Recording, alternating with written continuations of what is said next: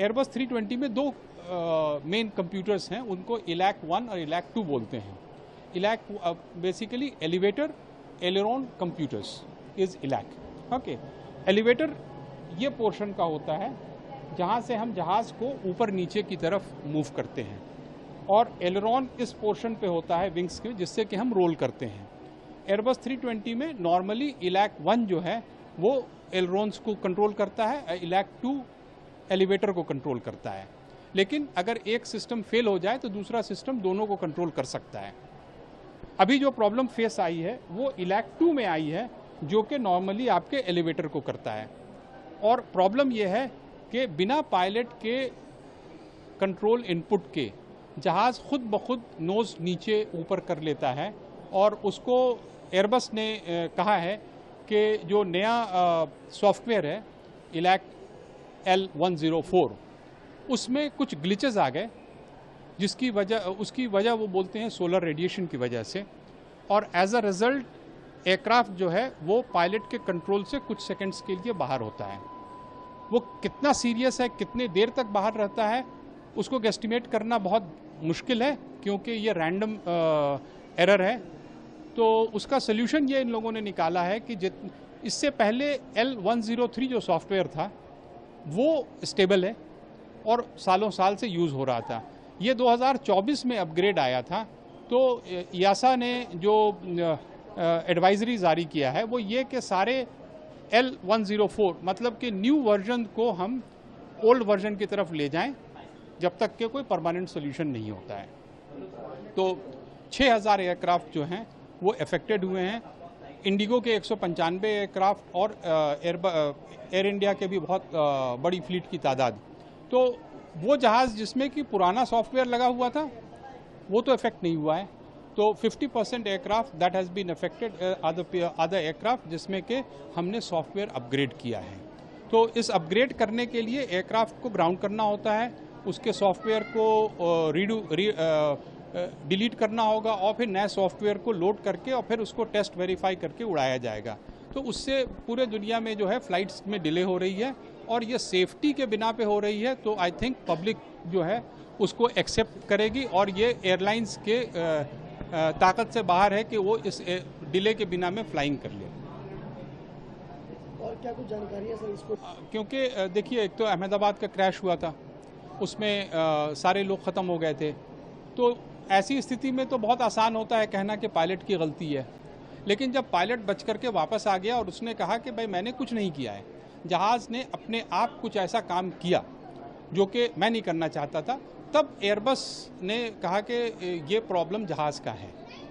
ठीक है, और मैं ये देखता हूँ बहुत अच्छा स्टेप लिया है। DGCA ने ओवरनाइट बहुत स्ट्रिक्ट रेगुलेशन पास किया है। एयर इंडिया ने बहुत प्रोएक्टिव हो करके अपने जहाज़ का सॉफ्टवेयर्स को अपग्रेड कराना शुरू कर दिया है, विच इज़ बहुत अच्छी चीज़ है। इस चीज़ को आपके व्यूअर्स को एक्सप्लेन करने के लिए जो सबसे अच्छा तरीका है वो ये है कि मैं जो अपना रिप्लिका कॉकपिट है, आइए हम लोग इधर की तरफ चल, जहाज़ में बैठा करके और जहाज़ में बैठा करके आपको हम एग्जैक्ट एक्सपीरियंस देंगे कि इस प्रॉब्लम से क्या क्या हो सकता है और उसको पायलट कैसे निपट सकते हैं। क्योंकि ये जो इलैक कंप्यूटर है ये हमारा ब्रेन है, फ्लाइट कंट्रोल को ये सारे इनपुट्स देता है और उसके जो फॉल्ट, उसमें अगर कोई कमी या फॉल्ट हो जाए तो उसको वो बताता है पायलट को। मतलब कि अगर ब्रेन में ही आदमी की अगर दिक्कत आ जाए तो फिर वो इंफॉर्मेशन प्रोसेसिंग ख़राब हो जाती है। तो it's a very serious matter. Jet blue जो अक्टूबर 30 में इसका जो एयरक्राफ्ट में ये इंसिडेंट हुआ था वो 35,000 फीट पे था, उसने 100 फीट लूज़ किया, 7 सेकंड तक पायलट के कंट्रोल में जहाज़ नहीं था और 15 लोगों को बहुत चोट आई। तो ये उसकी किस्मत थी कि वो टेक ऑफ नहीं कर रहा था या लैंड नहीं कर रहा था, वरना ये एक बहुत कैटास्ट्रॉफिक मिस्टेक हो सकता है। ठीक है, तो इस चीज़ को जानने के लिए आइए हम लोग कॉकपिट की तरफ आते हैं। अब फ्लाइट के अंदर है सर, किस तरीके से फ्लाइट उड़ाई जाती है, क्या कुछ थोड़ा मैन्यूअल होता है, इसके बारे में बता दीजिएगा। अच्छा, तो आप अभी एयरबस 320 के कॉकपिट में बैठे हुए हैं। जो लेफ्ट साइड है सीट है जिस पे आप बैठे हुए हैं वो पायलट इन कमांड की सीट होती है। राइट साइड में फर्स्ट ऑफिसर बैठता है या इंस्ट्रक्टर बैठता है। दोनों पायलट के साइड में साइड स्टिक्स हैं ये, ठीक है। बोइंग में नॉर्मल कंट्रोल कॉलम होता है, योक होता है, यहाँ पे साइड स्टिक है। इस साइड स्टिक के जरिए हम कंट्रोल सरफेसेस को मूव करते हैं। इसको जब हम आगे की तरफ करेंगे तो कंट्रोल सरफेस आगे की तरफ नोज करेगा, पीछे करेंगे तो ऊपर, लेफ्ट, राइट। तो ये पायलट एंड कंट्रोल सरफेस के टॉकिंग का माध्यम है। ये जो आप ये पूरा एक सेंट्रल पेडेस्टल देख रहे हैं, ये एग्जैक्ट एयरक्राफ्ट में भी इसी तरह से होता है। इसमें फ्लैप लीवर है, इसमें ग्राउंड स्पॉइलर है, और ये दोनों जो है इंजन 1 और इंजन 2 का फ्यूल स्विच है। ये वो इनफेमस फ्यूल स्विच है जिसको कि सभी लोग अहमदाबाद में खोज रहे थे, और लोगों का शक था कि ये या तो माल फंक्शन किया या इसे किसी ने उठा करके ऑफ कर दिया था, ठीक है। और ये बाकी जो आप देख रहे हैं ये कम्युनिकेशन पैनल है, और ये एक फ्लाइट मैनेजमेंट सिस्टम का कंप्यूटर है, और इसका एक सेकेंड कंप्यूटर यहाँ पर है। इसी से हम आगे चलेंगे तो ये इंजन मॉनिटरिंग पैनल है। इसमें हम तमाम सिस्टम्स को देख सकते हैं, और अभी हम फ्लाइट कंट्रोल सिस्टम पे इसको रखते हैं।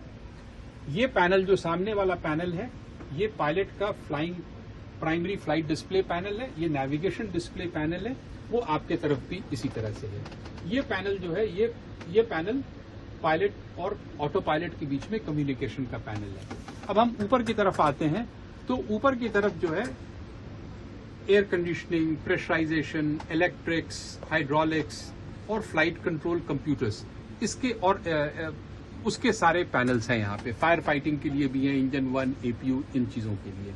इसमें अब जो चीज हम लोग को देखना है वो ये कि फ्लाइट कंट्रोल कंप्यूटर्स 2 हैं। एक तो इलैक 1 है वहां पर, फ्लाइट कंट्रोल इलैक 1, और दूसरा है फ्लाइट कंट्रोल इलैक 2।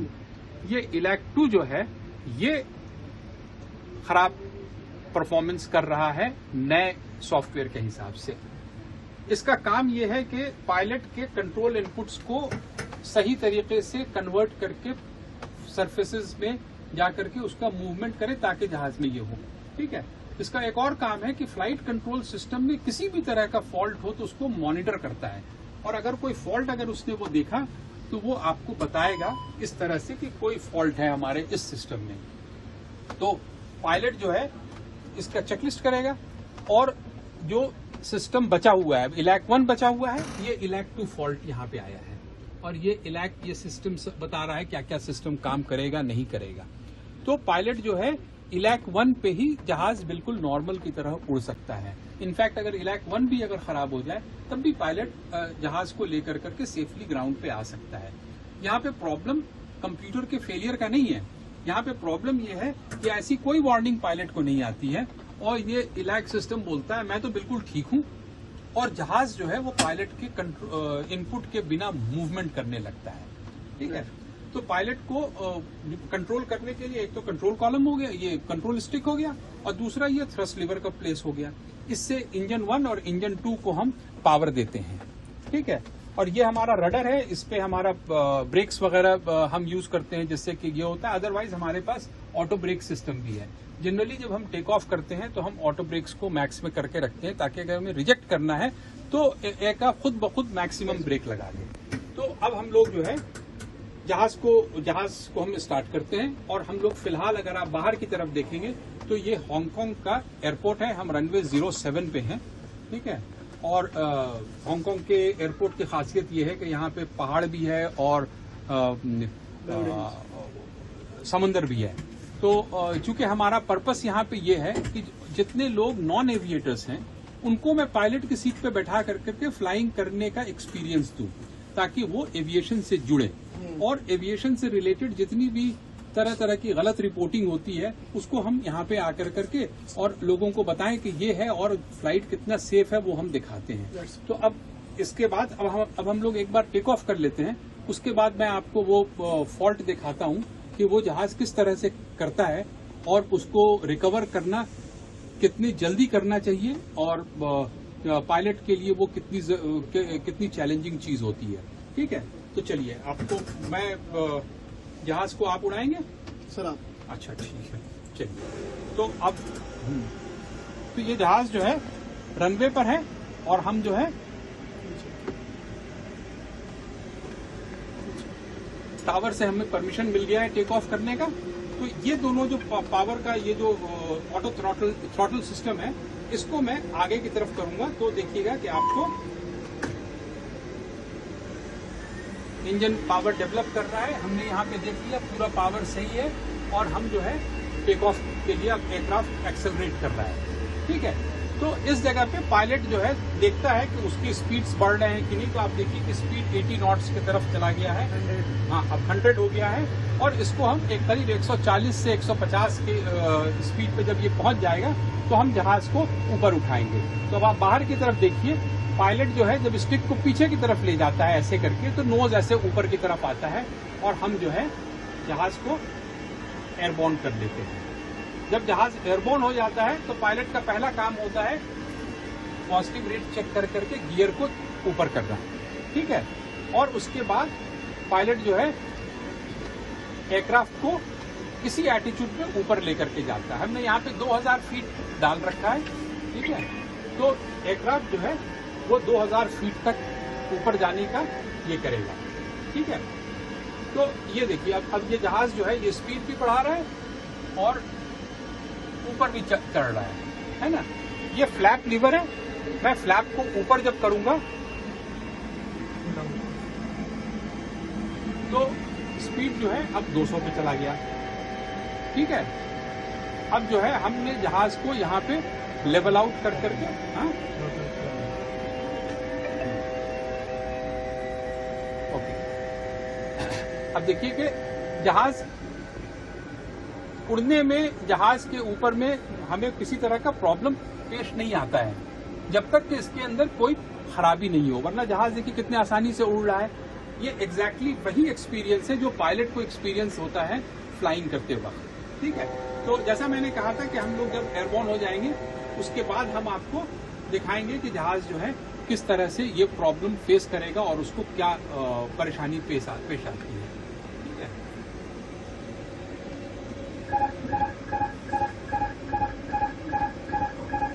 ओके,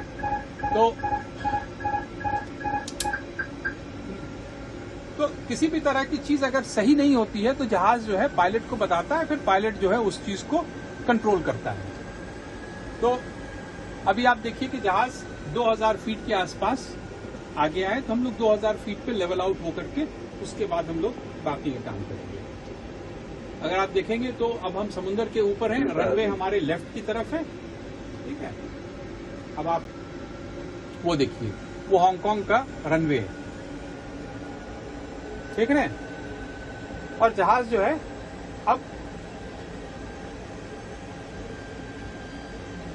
अब इस पोजीशन पे जहाज अपने से उड़ता है, राइट।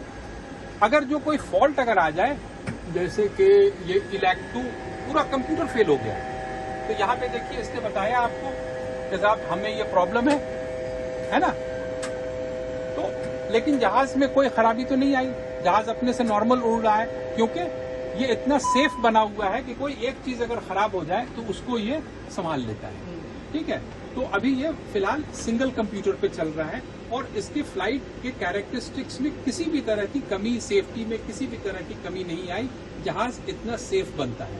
तो इसको हम वापस इस पे कर लेते हैं, क्योंकि अभी जो प्रॉब्लम को हमको डेमोन्स्ट्रेट करना है उसमें किसी तरह की खराबी का पायलट को इनपुट नहीं दिया गया है। ठीक है, अब देखिए जहाज ये अगर अपने से, ये जहाज अगर इस तरह से, अब आप देखिए गौर से कि अगर जहाज इस तरह से ये कर ले, अब बताइए कितनी डेंजरस सिचुएशन हो गई। अब आप जमीन की तरफ चले जा रहे हैं, ठीक है, तो पायलट क्या करेगा, वो इसको कंट्रोल को ऐसे कर करके ऊपर की तरफ खींचता है ना, तो ताकि हमारा जो ये प्रॉब्लम है वो सॉल्व हो जाए। लेकिन अगर कंप्यूटर ने इसको टेक ओवर कर रखा है तो पायलट के कंट्रोल को वो ओवरराइड कर देता है। ये प्रॉब्लम है फिलहाल। तो चलिए, तो हमने आपको 2 चीजें दिखा दी कि जहाज कैसे टेक ऑफ करता है और ये कैसे इसको हम ऑपरेट करते हैं। फिर ये फ्लाइट मैनेजमेंट सिस्टम है जिसको कि पायलट ऑपरेट कर करके और उसके बाद अपने आप को जहाज की तरफ, फ्लाइट की तरफ लैंडिंग के लिए ले जाता है। तो हम जहाज को लैंडिंग की तरफ ले जाने के लिए टर्न करते हैं। ठीक है,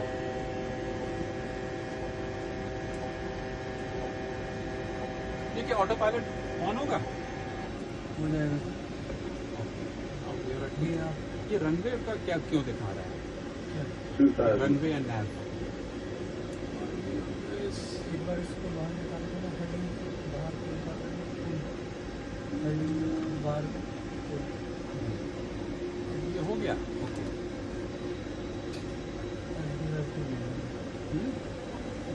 पता चलता है। ओके, तो जहाज जो है अब ऑटो पायलट पे है और ये खुद ब खुद जहाज लैंड करने में केपेबल है। हम ये डेमोन्स्ट्रेट करेंगे कि पायलट को किसी भी तरह की इनपुट देने की जरूरत नहीं होती है। अगर वो नहीं चाहे तो उसको किसी भी तरह का इनपुट देने की जरूरत नहीं होती है। अब हम जहाज को थोड़ा स्लो करना चाह रहे हैं, तो उसके लिए हमने ये स्पीड कम करने के लिए हमने यहाँ पे ऑटो पायलट को बताया। ठीक है,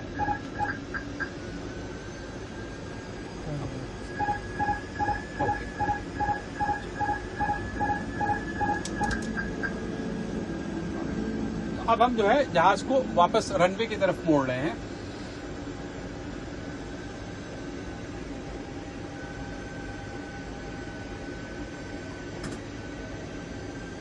और फर्दर फ्लैप्स को नीचे लेकर के हम जो है स्पीड को और थोड़ा कम कर सकते हैं। फ्लैप्स का काम ये होता है कि जहाज को कम स्पीड पे उड़ने में कैपेबल बनाता है। ठीक है,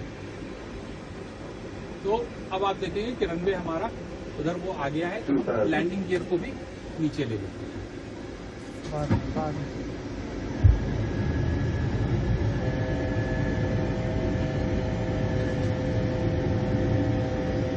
ओके, अप्रोच एक्टिवेट करें या ऐसे ही कर लें?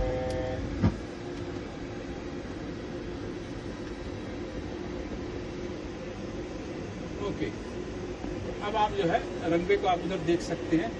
हम लोग जो है जहाज को ऑटो पायलट पे लगा करके, ओके, तो ये जहाज जो है अब अपने आप से मैन्यूवरिंग कर करके उसके बाद वो जाएगा जहाज को लैंडिंग की तरफ ले जाने के लिए। अगर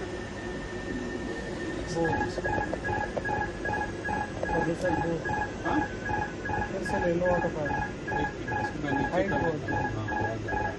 ओके, फ्लैप्स गोइंग डाउन।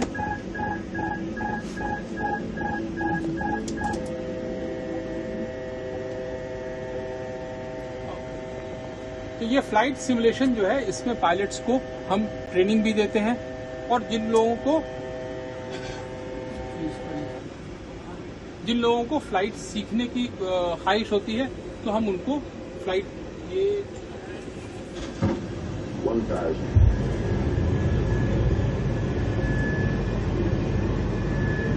अब हम लोग जो है रनवे से अलाइंड हो गए हैं।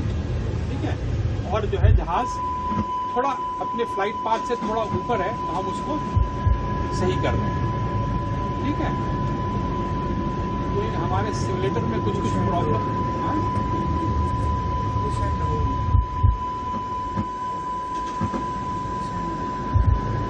नहीं कर रहा है।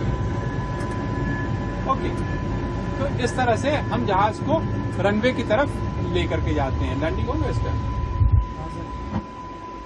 पैरेलल फ्लाई करा के पॉज कर दें। ठीक है, 100 ओके, तो एयरक्राफ्ट जो है इस तरह से रनवे के ऊपर में आ करके ये लैंड कर जाता है।